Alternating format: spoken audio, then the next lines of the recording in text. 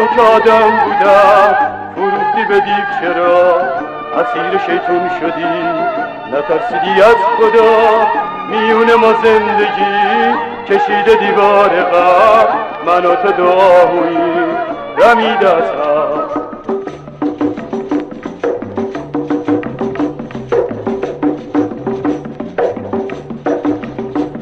من و تو دو کولی بودیم که به هم رو کردیم، دوتا مرغ قصه بودیم که به هم خو کردیم، با طلسم مهربونی همو جادو کردیم.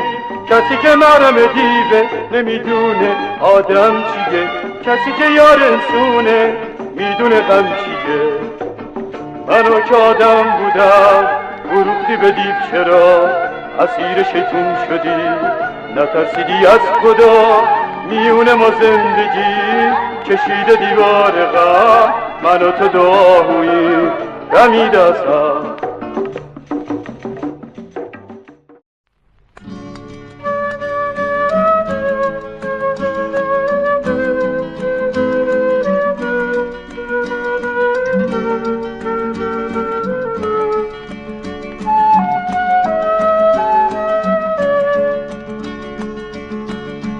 یادته یه روز میگفتی تو چشام شور عشق و زندگی موج میزنه، خنده هایی که میریزه از لبا، غنچه های غم و پرپر میکنه.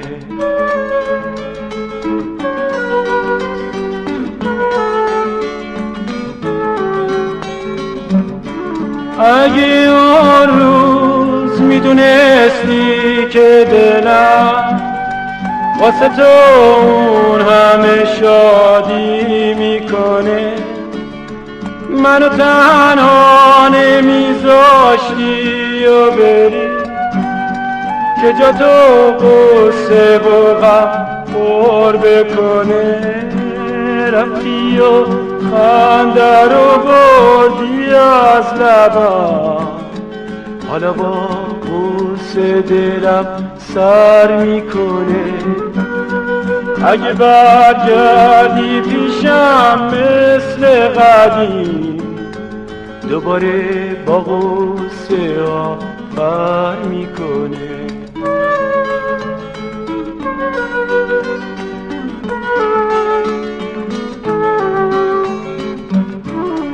اگه اون روز میدونستی که دلم واسه تو اون همه شادی میکنه، منو تنها نمیذاشتی و بری که جا تو غصه و غم پر بکنه.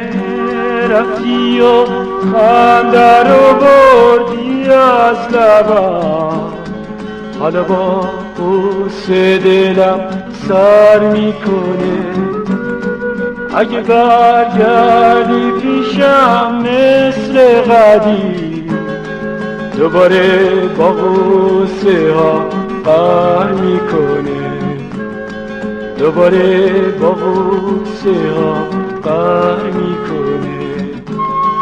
دوباره با غصه ها قهر میکنه.